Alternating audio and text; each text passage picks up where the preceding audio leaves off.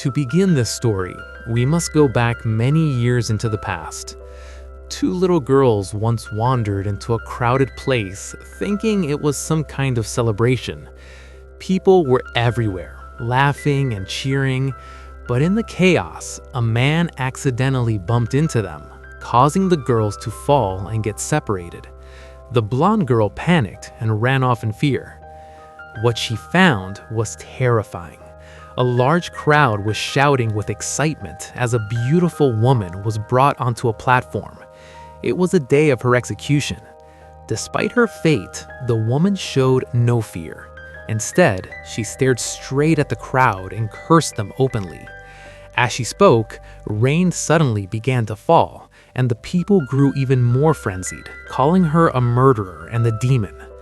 Standing right in front of the platform was a small girl, watching everything unfold. The woman noticed her. Instead of hatred, she gave the child a gentle smile and quietly whispered something to her before the execution began. A sword was raised. The woman prepared herself, and the next moment, her head was lifted as a trophy. The little girl could do nothing but scream. That event took place in San Marcos Square. 10 years have passed since then. The girl is now 16 years old and goes by the name Constance Grail. She is celebrating her birthday at a formal gathering when a viscount named Hamsworth approaches to congratulate her. He tells her that the goddess of fate will surely bless her upcoming engagement, as her family's motto is, "Live with honesty." But Constance feels uneasy hearing those words. Only months earlier, her father, known as an honest man, had fallen into massive debt.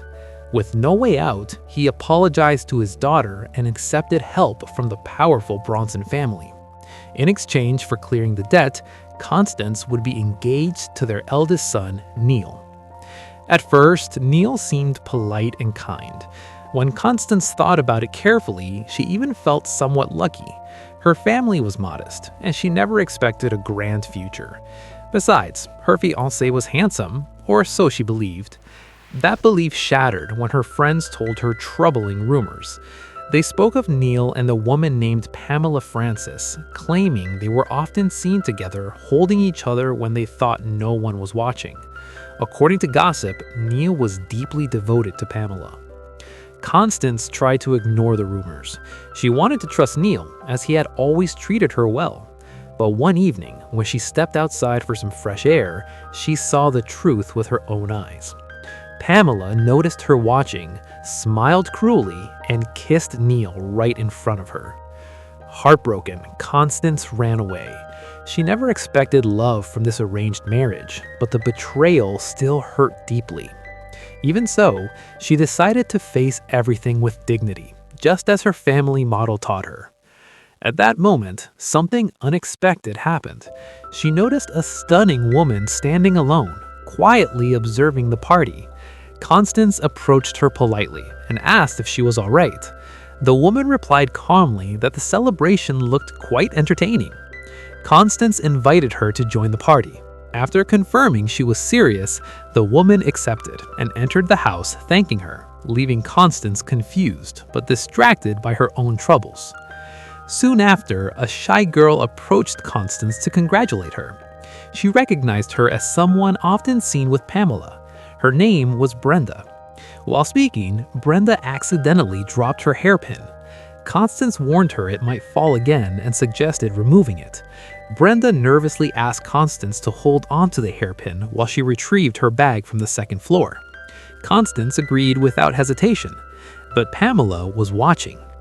Moments later, Pamela stormed in with Brenda and Neil, loudly accusing Constance of committing a terrible act. She claimed that while Pamela was fixing Brenda's hair, Constance stole the expensive hairpin.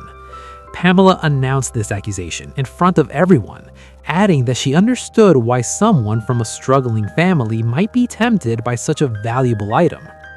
Constance was shocked. She tried to explain that Brenda herself asked her to keep it safe, but before she could finish, Brenda demanded that Constance show her bag. If you didn't steal anything, then it shouldn't be there. Constance froze in fear. because the hairpin was inside her bag, and even Neil began to question her. Pamela suddenly rushes forward and snatches Connie's bag out of her hands. In front of everyone, she pulls it open and reveals the hairpin inside. A cruel smile spreads across her face as she asks Connie if she has any explanation for this. The crowd gasps in shock. The Grail family is known for honor and integrity, so seeing this is a huge surprise. Connie panics and quickly explains that she only kept the hairpin because Brenda herself asked her to. But Pamela scoffs and says that makes no sense since they barely even know each other. Desperate, Connie turns to Brenda and begs her to tell the truth, but Brenda cannot even look at her. She lowers her eyes, shaking silently. Seeing this, Connie becomes overwhelmed.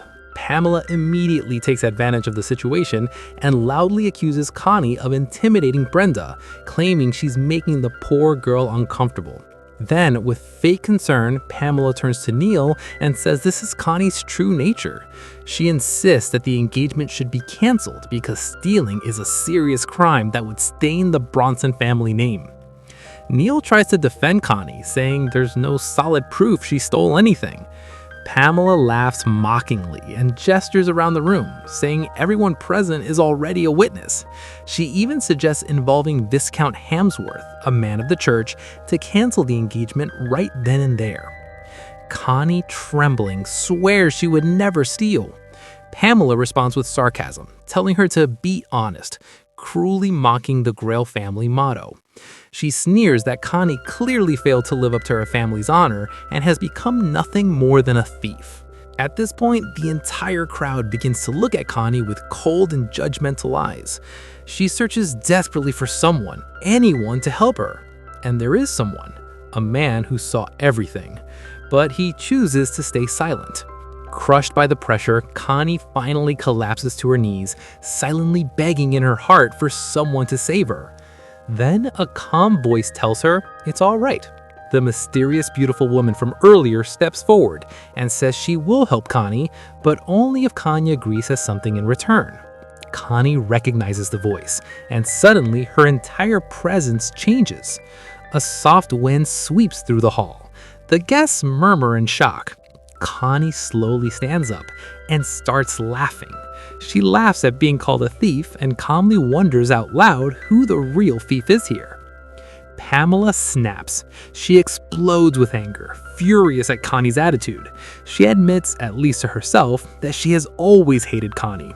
She could never stand her so-called purity and hated her even more when she learned Connie was engaged to Neil Bronson. Pamela never understood why Connie received such favor, when in her mind, Connie's wealth and beauty were inferior to her own. That jealousy is what drove Pamela to stage this entire scene. Pamela angrily asks if Connie is accusing her of being a thief. Connie cuts her off coldly and asks whether Pamela remembers that she is engaged to the same man Pamela was seen embracing in the garden. The crowd freezes. Pamela stammers, claiming they were only kissing. Neil snaps at her to shut up, and whispers spread through the guests. Connie sarcastically apologizes, saying she misunderstood, and asks whether stealing another woman's fiancé doesn't count as theft. Still, Pamela stubbornly clings to the accusation about the hairpin. That's when Connie turns her gaze toward the silent man from earlier. She calls him out by name, Wayne, and asks him in front of everyone if he would like to share what he saw. Wayne panics and stays silent. Connie calmly warns him that others also witnessed the truth and that she has an excellent memory. She begins naming people one by one, a viscountess, a baroness, another nobleman, and even a young woman in a yellow dress. She assures them they don't need to speak, but warns them this situation could become much worse. Then she demands again, this time firmly, that Wayne look at her. As she walks closer, she asks what kind of person blames an innocent woman for a crime she never committed. And what about those who know the truth, yet stay silent to protect themselves? She says they don't need to answer, because people like that will one day face judgment. Finally, she asks Wayne to imagine what would happen if the truth came out. What would become of him, of his family's reputation? Under the pressure, Wayne breaks. He admits that Connie never stole anything. She only helped fix Brenda's hair, and Brenda personally asked her to hold the hairpin. One by one, the others also step forward, confirming his story. Now it's Pamela who's trembling. Neil turns to her and demands to know if it's true. With no excuses left, Pamela desperately tries to blame Brenda, saying the girl lied. Connie calmly shuts that down, saying Pamela is only hurting Brenda even more. With a gentle smile, Connie tells Brenda she doesn't need to worry. Nothing will happen to her. That kindness finally breaks Brenda, and she bursts into tears. At that moment, Viscount Hamsworth arrives, asking why there is such chaos. Connie knows this is dangerous. He's a newly wealthy man and unlikely to favor her. After hearing the situation, he approaches Connie and remarks that she seems to have had an unfortunate evening. Connie agrees and says she seeks the protection of the goddess, asking for his help. He realizes she wants to cancel the engagement. He hesitates, saying the matter is public and both sides deserve to speak privately alone. But Connie refuses. She demands that the engagement be canceled immediately, and if not, she calmly warns that His Majesty will soon hear that Dominic Hamsworth hosted a party at the Grand Meridian where guests behaved indecently in the royal gardens. Pamela whispers in horror, saying this is not the Connie she knows. She's right, and Viscount Hamsworth, strangely impressed, begins to applaud. Connie calmly turns to the crowd and offers a polite apology. She says she is sorry for ruining what was supposed to be such a beautiful evening. Then, with a gentle smile, she asks everyone present to give their blessings to the new couple that has just been revealed. With that said, she quietly leaves. Pamela completely loses control. She tries to chase after Connie, desperate to do something, anything. But the noblewomen in the audience step in. They block her path, trip her, and force her back. One of the ladies speaks up, saying she has always respected the Grail family. She believes they are good people, and what happened tonight deeply disgusts her. Because of that, she decides to take action. She coldly explains that in her homeland, thieves are punished in a very specific way. Their shoes are heated red hot, and then they are forced to dance until they collapse. What follows is a clear display of the nobles' cruelty. Pamela and Neil are stripped of their shoes and forced to dance in pain. The nobles whisper among themselves, saying it has been 10 years since they last did something like this. They wonder how long Pamela will last. Many guests are stunned. Watching tonight felt like seeing Scarlett Castiel return from hell itself. After all the suffering, the next day finally comes. Connie wakes up, convinced everything she experienced was just a nightmare. But when she turns her head, her blood runs cold. Scarlett is standing right there. She had been waiting. Connie screams in terror. Once she comes down, she demands to know who this woman is.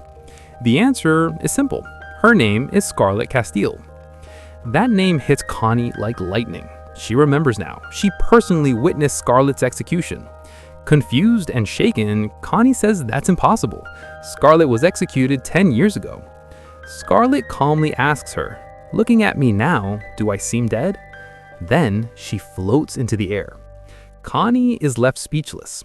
Scarlett Castiel was once known as the greatest villain of her era. She tried to poison Cecilia, her rival in love. Prince Henry exposed her at the Grand Meridian, ending their engagement. Because of her actions, she was sentenced to death. But Scarlett says that version of events is far too simple. She remembers nothing about the moment of her execution. What she does remember is the humiliation. The Grand Meridian, the place where she first fell in love, became the place where she was publicly destroyed by that rotten prince and Cecilia, and she still hates them. When Connie asks why she speaks with such hatred, Scarlett avoids the question. Instead, she explains that she suddenly reappeared at the same place where they first met, but she could not enter the hall until Connie invited her inside. Connie was the only one who noticed her presence, which is why Scarlett thanked her. She admits that Connie is plain, simple, and honestly not impressive at all. But at the very least, Connie can be proud of one thing. She was chosen by Scarlett. That only confuses Connie more.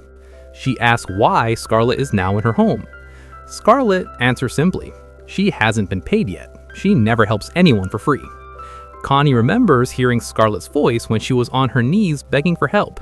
Scarlett smiles and says the price is very easy. From now on, Connie will spend the rest of her life helping Scarlett take revenge.